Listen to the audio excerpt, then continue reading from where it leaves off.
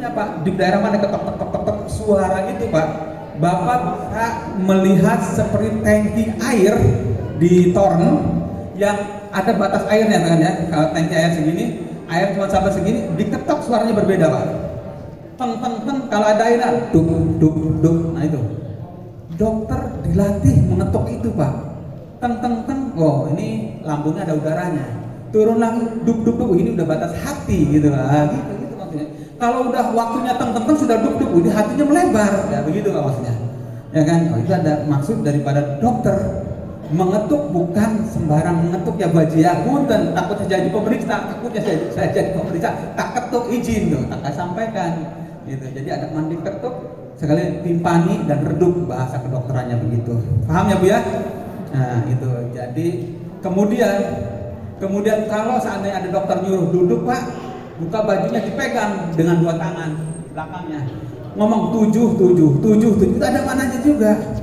Seimbang apa tidak Pak pada saat udara keluar. Kemudian suruh miring kanan miring kiri, ada kemananya, ada cairan apa enggak tertimbun di sini gitu Pak gitu. Jadi semuanya itu ada makna. Inilah pemeriksaan fisik nantinya.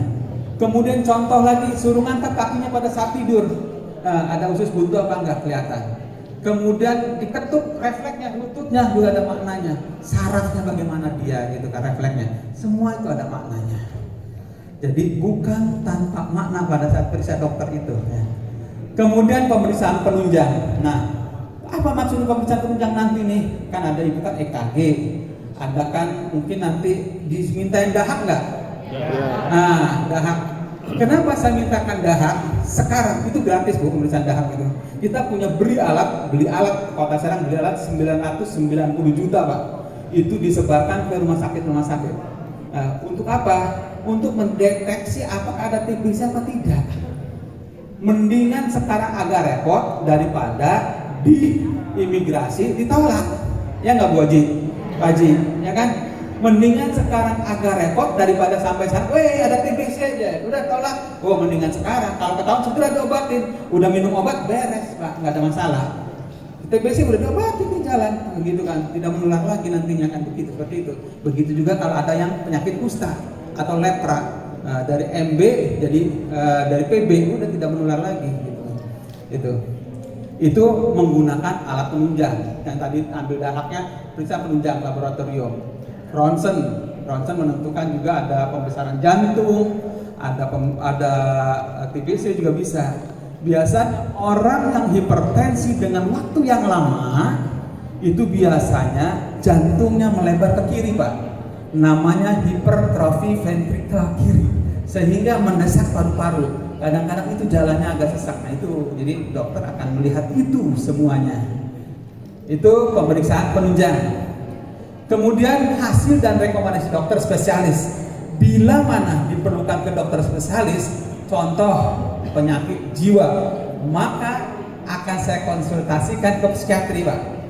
Soalnya kalau penyakit jiwa, ada penyakit jiwa yang membahayakan dirinya dan membahayakan orang lain, ya kan? Ya kan, dia halusinasi, kewaspadaan gitu loh Pak, terlalu ketakutan, ya kan? Sehingga ya paranoid, ya itu bisa membahayakan dirinya dan orang lain, ya kan? Itu bisa tidak boleh. Nanti akan konsultasikan ke ahli spesialis.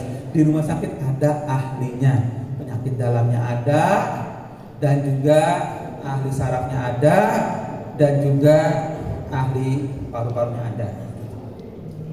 Kemudian penetapan RISTI itu singkatan, namanya penjangannya risiko tinggi dan istitoah kesehatan. Kemudian hasil dari pemeriksaan nanti paling terakhir adalah rekomendasi atau saran atau rencana tindak lanjut. Apa rekomendasi nanti tanggal 24 dan 25 nanti hasilnya, melihat hasil laboratorium dan diperiksa oleh dokter apakah istitoah boleh berangkat haji atau istitoah dengan catatan didampingikah dia atau dan lain sebagainya. Nanti hasilnya ini. Paham ya Bu? Akan seperti itu nanti setelah tanggal 24. Sejauh ini suara saya jelas? Lanjut Pak. Ini yang saya tadi anamnesa Anamnesa itu nama, nomor porsi, nomor induk pendudukan, tanggal lahir, umur, jenis kelamin, alamat, nomor telepon, dan lain sebagainya. Kemudian riwayat kesehatan, ini di anamnesa. Riwayat kesehatan ini yang perlu yang akan ditanyakan pada ibu bapak sekalian. Umpamakan apa riwayatnya? Cuci darah, gitu kan? Jadi dokter dah diisi pak nanti di buku kesehatan haji nantinya itu. Buku kesehatan haji jangan sampai hilang, masukkan jadi satu dengan paspor. Di situ ada barcode sehingga bukan jadi buku lagi, sekarang satu lembar. Jadi kalau barcode itu lihat data ibu kelihatan semua pakai komputer sudah ada. Nah, jadi meriset dari sini bisa dilihat orang di Mekah nantinya, gitu ya. Nah itu riwayat kesehatan sekarang bagaimana, riwayat penyakit dahulu bagaimana, riwayat penyakit keluarga bagaimana, gitu kan.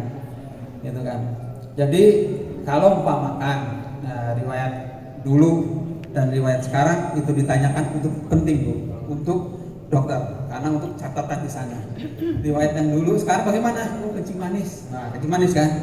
Maksudnya apa? Dokter akan waspada nih. Oh, si ibu kencing manis berapa bulannya? Pernah saya 300 sampai 400 Pak. Nanti petugas kesehatan haji yang berangkat akan lebih berhati-hati. Boleh saya sampaikan, orang yang kencing manis ya, kenapa kehati-hatian? Biar dokter yang di sana berhati-hati mengawal, mendampingi ibu bapak sekalian. Dari kami nanti ada dokter Dedi diberangkatkan untuk ngawal bapak ibu sekalian. Dokter Nurika ngawal bapak ibu sekalian. Jadi orang kencing manis, umpamakan ada kencing manis, tolong waspada. Oleh karena kaki ini telapak kaki, ya kan? Itu saraf indera perasanya itu lemah. Jadi dia tertusuk paku tidak terasa. Nah, sekali lagi ya, orang yang kencing manis, kenapa? Kan ada catatan riwayat dahulu katanya. Karena ada maknanya. Orang yang kencing manis, ini salah satu gejala penyakitnya adalah merasakannya itu telapak kakinya kurang merasakan. Ada maknanya nggak saya ngomong? Maknanya ada. Ketusuk paku nggak kerasa. Untung rokok, kalau dia ngerokok, di Mekah nggak boleh ngerokok ya, nggak kerasa.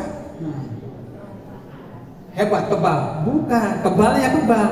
Kalau ada kuman, dia tidak tahu dia. Ya jalan bedahan ini paku berkarat sudah masuk tuh, jalan dan tawaf sehari terus, jalan. Nggak taunya dia kencing manis. Kencing manis itu kencing manis ya, gula darah, penyakit gula darah, diabetes, sama gula juga. Tapi kalau kencingnya manis udah lebih parah daripada gula darah, diabetes. Karena ginjalnya sudah jebol Pak. Jadi sudah nggak ketampung si gula itu. Jadi pabrik gula keluar kencingnya, gitu loh. Nah, buktinya tungguin aja semut akan datang, gitu loh. Nah, pada saat tawaf terus jalan, pedahan nggak ketusuk kakunya berkarat, infeksi. Ya, infeksi kuman akan menjadi media yang subur terhadap pertumbuhan di dalamnya. Apalagi dia sudah punya porok, udah nantinya kalau obat kencing manis tidak dibawa, jadi bernanah nantinya. Paham? Itu catatan itu ditanyakan riwayat sekarang, riwayat dahulu. Dokter punya, oh nanti di Mekah tolong awasi secara ekstra. Paham maksudnya Bu? Jadi ada maknanya. Dokter yang mendampingi tahu sini punya nanti data-data ibu sekalian ada di petugas. Resiko tinggi apa?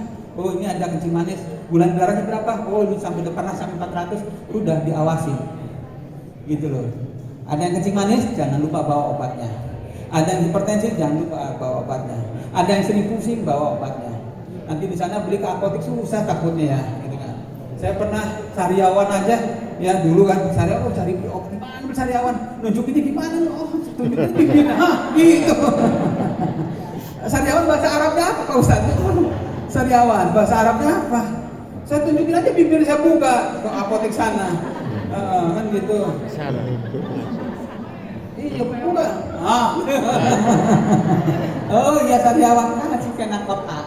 Sama obat di Indonesia, kan bahasanya bahasa Arab ya, ada bahasa Inggris ya. Nggak bisa ngomongnya sayanya. Daripada nggak begitu ya Freskar mah bawa aja sih dari sini gitu loh. Panadol mah gitu loh. Freskar tahu ya Bu ya? Kalau dulu mah Remason, Apison, zaman nenek saya mah gitu kan. Cuman kalau bawa Remason, Apison kan itu amat di zaman nenek saya gitu. Ya Bu, dulu begitu nenek saya Apison, Remason aja. Sekarang Freskar. Lanjut, nah ini pemeriksaan fisik. Ya Bu ya, dari sana beli obat susah Bu, bahasanya bahasa Arab. Tapi tenang, maksud saya kan ada dokter bawa obat, takutnya stok obat yang di tenaga kesehatan kita nggak ada, apotek ada, kan begitu loh ngomongnya ya, bahwa ini dong Pak Ustadz Kabilah tuh pinter bahasa Arabnya, dan Ibu pinter bahasa Arabnya. Bahasa Tarsana aja Pak. Ya Pak? Bahasa Tarsan. Gitu. Ya kayak gitu. Oh, handphone, bisa handphone Pak ya? Translate. Gitu, bener nih. Gampang amatnya. Translate. Ini pemeriksaan fisik antara lain tanda-tanda vital, tekanan darah, nadi, pernapasan, suhu tubuh itu akan diperiksa di sana. Sekarang suhu tubuh nggak ditempel di ketek lagi Bu, tembak.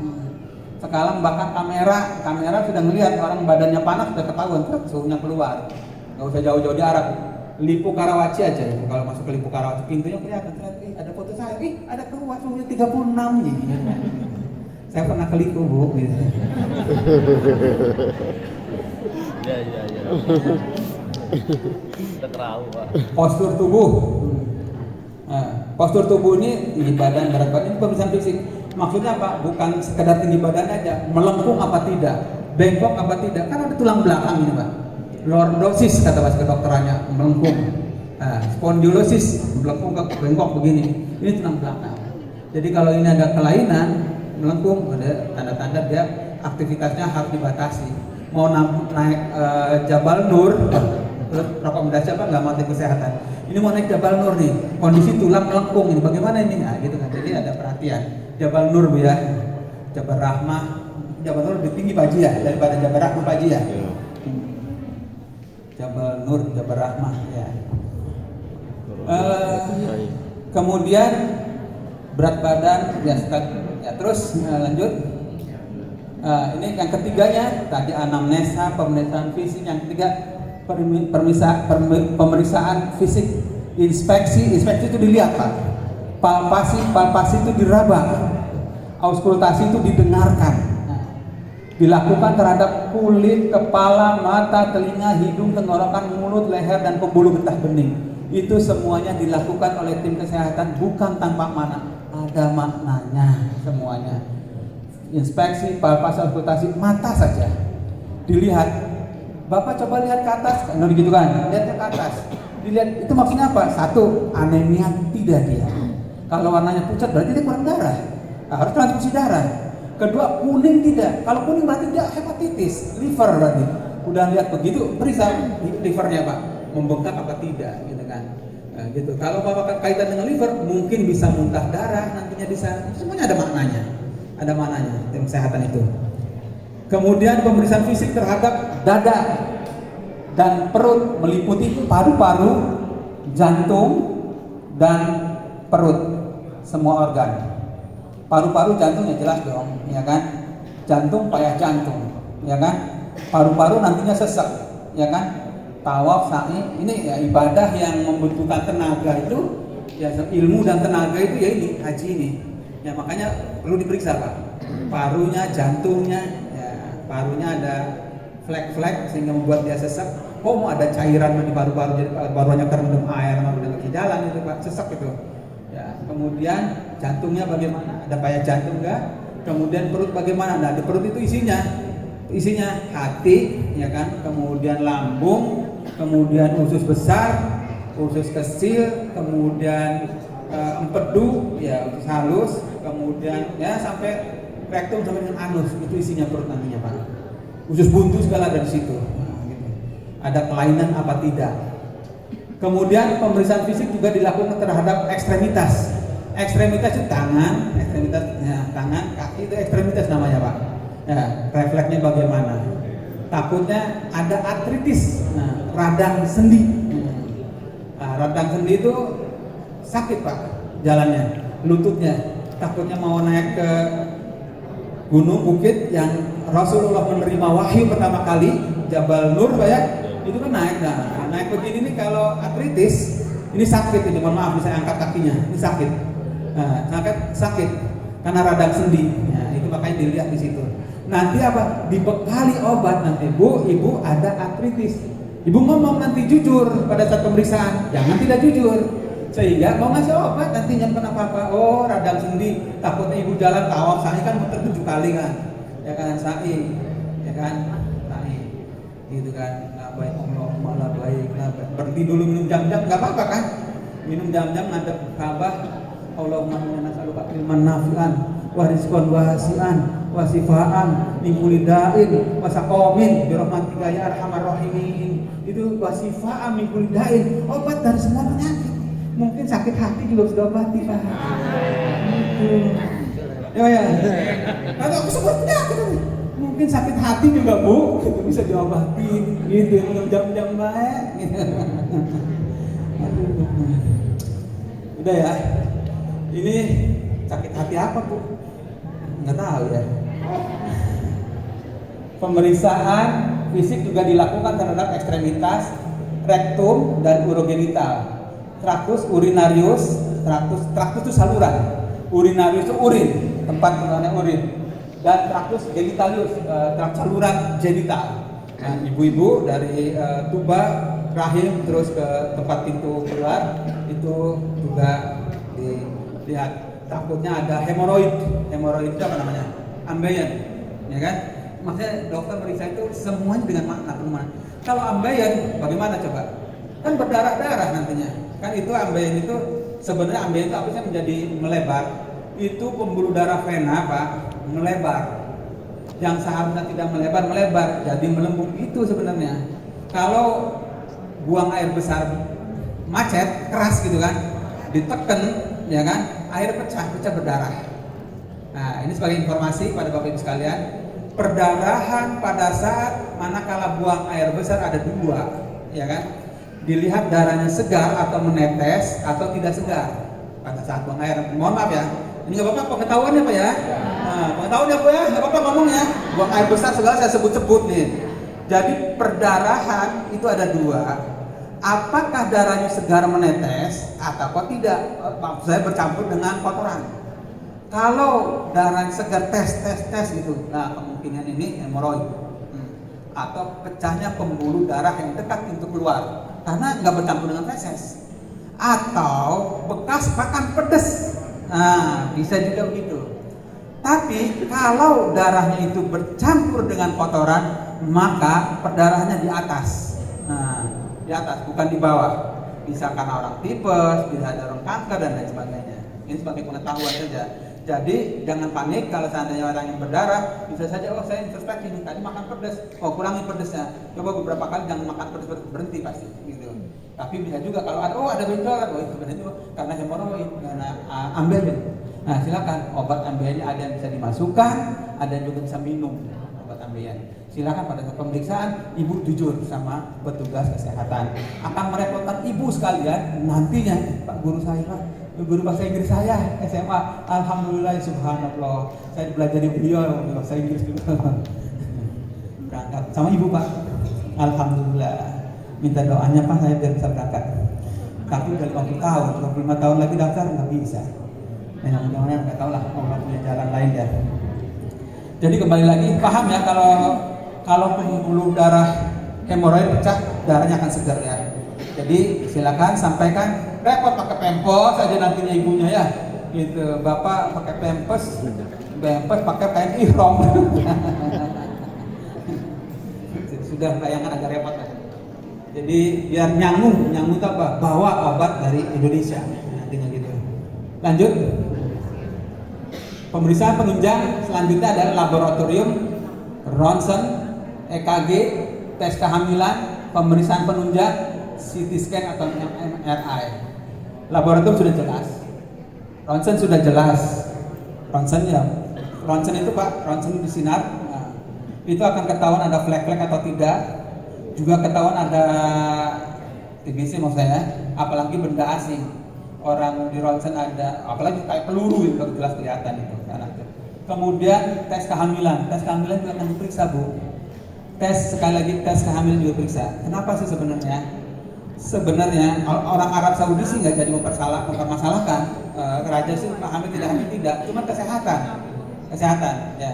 Jadi orang Arab Saudi ini hamil tidak hamil tidak mempermasalahkan, cuma kesehatan bagi ibunya.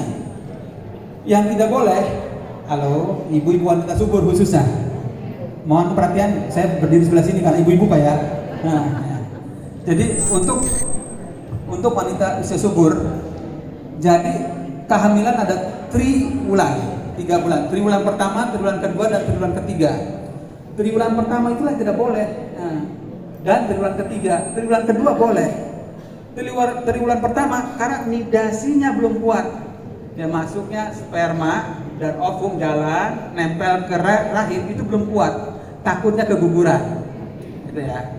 Nah, kemudian triwulan ketiga, kenapa tidak boleh? Triwulan ketiga tidak boleh karena dikhawatirkan goyang. Tuh, goyang akhirnya lahir sebelum waktunya, dinamakan prematur itu. Triwulan kedua boleh berangkat. Nah, boleh berangkat. Cuman kesehatannya itu secara kesehatan objin ahli objin begitu. Silakan boleh. Yang tidak boleh ada surat pernyataan dulu di buku tuh. Triwulan ke-1 dan triwulan ketiga. Dengan catatan sudah divaksin meningitis sebelum hamil. Tuh, itu masalahnya Pak. Berarti akhir kesimpulannya apa? Triwulan 2 boleh berangkat, tapi dengan catatan sudah pernah di meningitis sebelum hamil. Kenapa demikian? Karena vaksin meningitisnya tidak menjamin kesehatan terhadap janinnya. Sedangkan meningitis harus. Paham ya? Saya tanyakan kepada ibu-ibu, ada yang tidak paham sampai sini, angkat tangan. Ada? Paham ya? Oke, nanti diperiksa urinnya, diambil pakai pot, kemudian periksa tes pack. Kecuali lagi menstruasi, ya enggak lah, berarti tidak hamil kan begitu. Atau menopause, ya berarti tidak hamil. Ini masih subur. Gitu. Di sana juga di sana. Kalau pamak di sini tidak diperiksa, di embarkasi diperiksa pasti gitu. Paham ibu-ibu? Ya. Kalau CT scan jelas. Kemudian ada pemeriksaan dokter spesialis bila diperlukan. Kalau nggak perlu, baik-baik saja sudah. Ngapain lama-lamain aja? Beres. Nah, langsung cetaknya Siskohat. Ini pakai komputer se-Indonesia Pak. Jadi mohon maaf nanti kalau diperiksa nanti pagi itu hasilnya lama. Karena apa? Se-Indonesia input datanya. Bukan Kota Serang saja, Kabupaten Serang sama, ya kan? Pandeglang sama, Tangerang sama, Tangerang Raya, Cilegon sama, seluruh Indonesia kan lagi begini semua. Terus masuk ke Siskohat. Nah, bisa jadi pagi bukunya bisa keluar, pemakan pagi diperiksa, bukunya bisa keluar jam 3, jam 2, jam 1, jam 1, jam 2, jam 3, jam 4, atau nggak kuat nunggunya, udah besok aja tinggal ngambil, nggak apa-apa. Itu tempatnya di Rumah Sakit Kota Serang, tahu ya Bu? Di terminal Pakupatan, belok kiri masuk. Nanti ada Rumah Sakit Kota Serang, umurnya baru 4 tahun. Rumah sakit itu. Dulu alhamdulillah saya pernah jadi direktur di situ Pak. Yang pertama direktur Rumah Sakit Umum Kota Serang. Lanjut deh. Ini penetapan diagnosa. Diagnosa ditetapkan berdasarkan hasil anamnesa, pemeriksaan fisik, pemeriksaan penunjang, dokter spesialis. Itulah yang menentukan penetapan diagnosa akhirnya nanti di catatan paling bawah. Oh, aman berangkat. Saya mendoakan semua yang ada di sini berangkat semuanya aman. Ya. Kemudian penetapan risti dan istitoah, ya, kesehatan. Kriteria risti adalah usia yang 60 tahun, maka resiko tinggi. Untuk usia 60 tahun, maka petugas kesehatan harus memberikan perhatian ekstra. Itu loh, karena risti, resiko tinggi. Salah satunya apa? Umur 60 tahun atau lebih. Kemudian apalagi ditambahin penyakit penyerta. Satu, memenuhi syarat istitoah kesehatan jemaah haji, nanti kesimpulannya. Kedua, memenuhi syarat kesehatan istitoah jemaah haji dengan pendampingan. Ketiga, tidak memenuhi syarat istitoah kesehatan jemaah haji sementara. Maksudnya apa? Sementara apa tidak memenuhi istitoah kesehatan jemaah haji? Maksudnya, oh berarti tidak boleh sementara nih.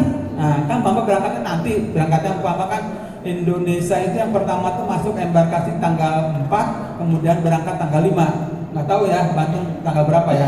Sekarang sementara tidak boleh, karena ada sementara. Poin yang ketiga, tidak memenuhi syarat istitoah kesehatan jemaah haji sementara. Nah maksudnya apa? Contoh TBC, Oh TBC, wah nggak boleh nih, tapi masih sementara. Oh kasih obatnya dulu, minum obat set. Nah, berarti nggak boleh lagi. Sudah, bisa bawa obatnya. Gitu. Paham ya Pak? Kaget kan kalau tidak boleh. Tapi ada sementara. Oh, tenang, tenang. Oh, sementara itu. Contohnya itu. Kemudian tidak memenuhi syarat istiqomah kesehatan jamaah haji ini yang nomor 4 ini tidak diharapkan. Ya Bu ya. Yang paling 4 ini kata tidak boleh, kata tidak memenuhi istiqomah kesehatan jamaah haji itu tidak boleh. Jadi nanti hasil pemeriksaan di tanggal 24 dan 25 isinya adalah itu. Lanjut, Mas.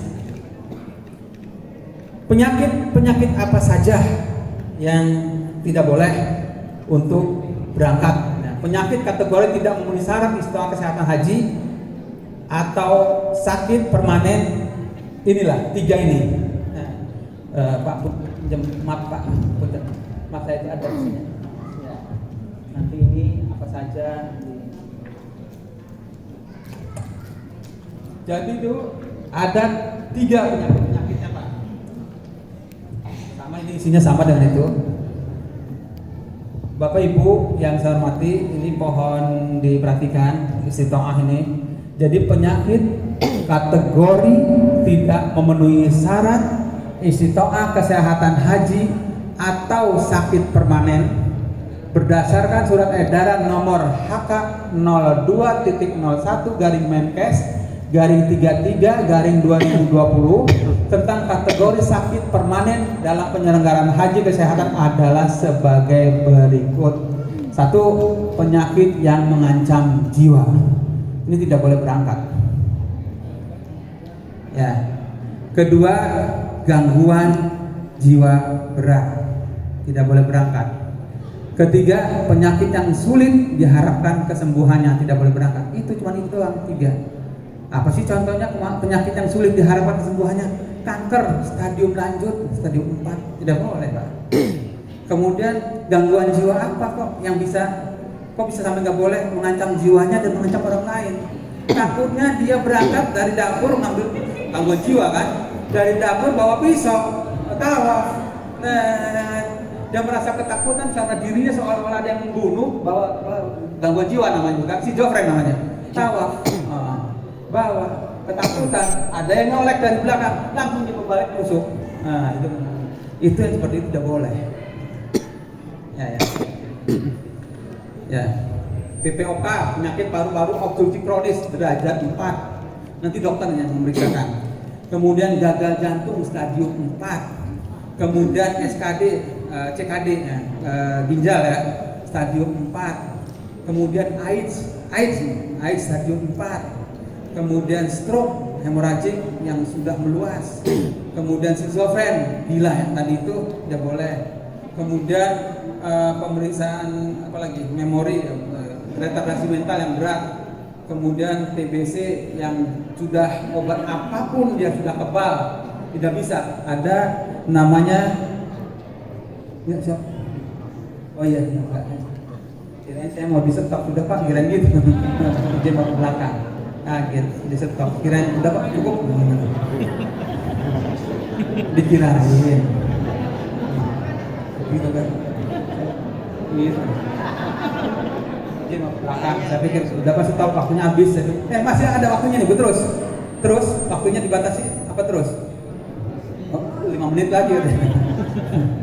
Ya, TBC yang semua obat tidak bisa, resisten, mau disuntik, mau minum obat tidak mempan, maka itu tidak boleh berangkat itu, karena akan menulari kepada yang lain. Ada 11 penyakit yang penyakit berat yang tidak bisa berangkat. Ya. Nanti itu dokter yang akan menyimpulkan pada saat pemeriksaan di tanggal 24 dan 25. Lanjut Mas. Lanjut. Nah ini rekomendasi. Ini rekomendasi tindak lanjut berdasarkan diagnosa dan hasil pemeriksaan kesehatan masa keberangkatan. Tim penyelenggara kesehatan haji Kabupaten Kota menetapkan status RISTI dan istiqomah kesehatan jemaah haji. Nanti ini ditulis di kertas kartu. Kartunya ada barcode, dibawa sama Bapak Ibu sekalian, gabung dengan paspor, jangan sampai hilang. Kenapa demikian? Mohon maaf. kartu haji tadi, kesehatan haji. Kalau ibu berpisah dengan suami ibu atau dengan rombongan, ting bating bahasa Serangnya apa tuh bahasa Indonesianya itu, Pak? Ting bating itu, Pak. Amit-amit ibu pingsan, kan nggak bisa ngomong, ditanyakan pingsan. Dibuka pasti ibu di paspor ada kartu kesehatan haji, di situ kelihatan riwayat penyakitnya. Umpamakan ibu kejang-kejang, wah dilihat, oh ini epilepsi, ini udah keluar dari situ. Nah, oh ya udah obatnya epilepsi, fenobarbital atau Lumina kasih. Jadi dokter bisa kerja cepat, Pak, maksudnya begitu.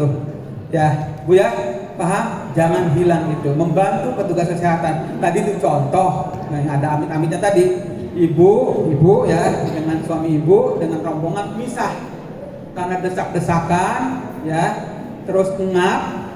Arafah Mina makan ngap jalan terowongan Mina makan ibu pingsan pisah dengan rombongan, pasti petugas kesehatan ngambil kartu itu, dilihat lewat penyakitnya. Oh ini kok mulutnya berbusa, makan ya, dan nggak sadar berbusa, amit-amit ceritanya amit-amit, kok tangannya kelojotan kakinya kelojotan gitu kan.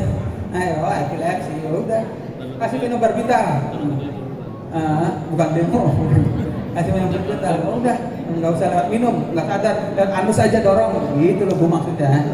Obat kejangnya masuk lewat anus, udah cepet gitu.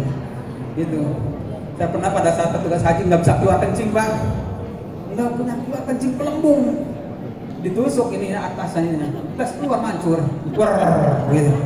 Iya, ini benar kisah nyata. Saya pernah jadi petugas juga, Bu, petugas haji, gitu kan. Macet, ini melembung. Minum jam-jamnya banyak gitu ya. Udah aja ambil suntikan jarumnya, tes alhamdulillah. Karena kateter nggak ada dulu tuh. Kalau ada kateter kedor pakai kateter. Keluar gitu tuh. Kateter bisa laki-laki pakai kateter juga, Pak, perempuan juga bisa kateter juga, ada alatnya. Itu pengalaman Pak dokter.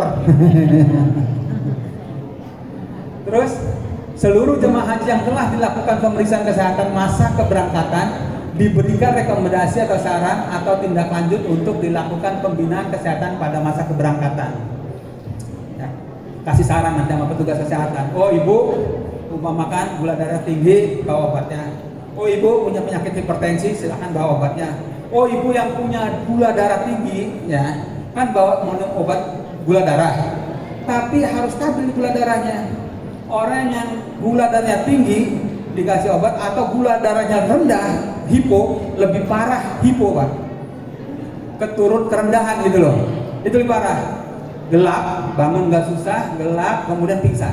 Nah, maka kalau orang yang punya diabetes terjadi seperti itu, mungkin hipo, maka boleh minum teh manis atau permen.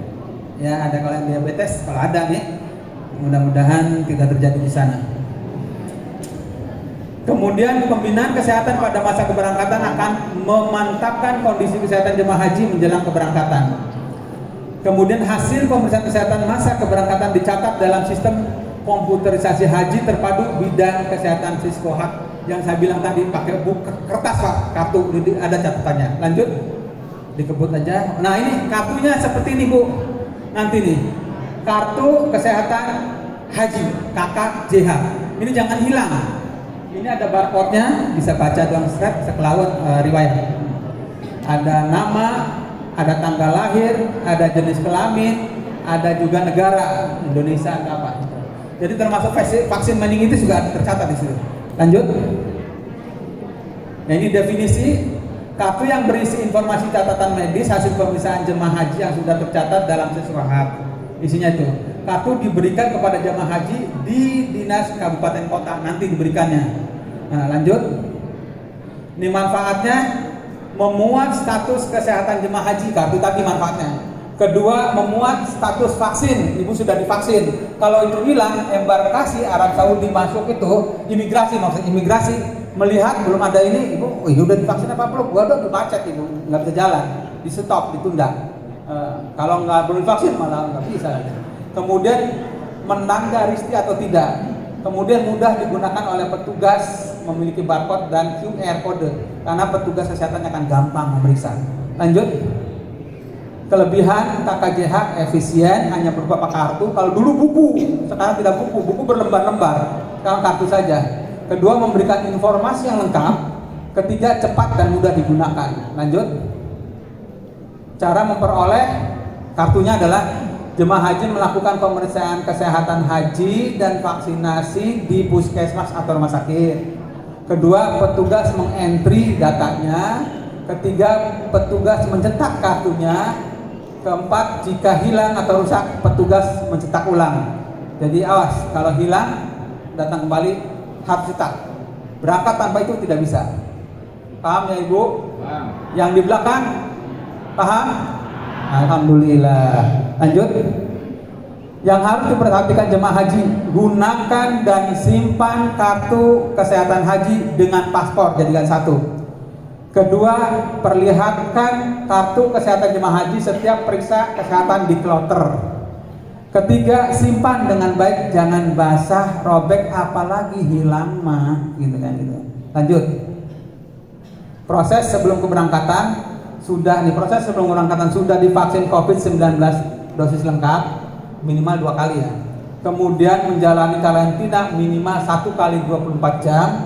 Ketiga, menjalani pemeriksaan PCR yang saya bilang tadi gratis, tapi kota Serang nggak punya. Periksanya di Labkesda provinsi. Lanjut. Proses saat di Arab Saudi mengikuti kebijakan pemerintah Arab Saudi dengan protokol kesehatan COVID-19, pencegahan dan penanganan COVID-19. Tapi alhamdulillah sekarang sih sudah landai COVID-19 ya. Dulu yang bulan Agustus yang lalu masih varian Delta, itu luar biasa Pak. Petugas kami mobil ambulan nggak berhenti itu, oksigen juga langka. Lanjut. Proses kembali ke tanah air. Ceritanya Ibu saya kan udah ngomong di Indonesia, sudah ngomong di Arab tadi ya berarti ya. Sekarang sudah mau pulang nih ke Indonesia nih. Udah ke Arab, saya udah ke Arab nih ya. Nah sekarang udah pulang ke Indonesia nih. Apa yang Indonesia? Proses kembali ke tanah air, menjalani pemeriksaan PCR lagi. Di Arab Saudi 3 kali 24 jam di Arab. Kemudian menjalani karantina di embarkasi 5 kali 24 jam. Menjalani pemeriksaan PCR saat tiba di Indonesia hari keempat karantina. Jadi di Indonesia ada lagi PCR berarti 3 kali. Nah, lanjut. Demikian barangkali Ibu, mudah-mudahan apa yang saya sampaikan ini ada manfaatnya buat Bapak Ibu sekalian. Amin. Berangkat sehat, di sana sehat, pulang sehat, bawa predikat haji yang mabrur. Alhamdulillah. Bawa oleh-oleh jam-jam, jangan lupa. Alamat rumah saya di Cari Indah. Tahu ya, Cari Indah. Demikian barangkali mudah-mudahan bermanfaat. Wabillahi taufiq wal hidayah. Wassalamualaikum warahmatullahi wabarakatuh.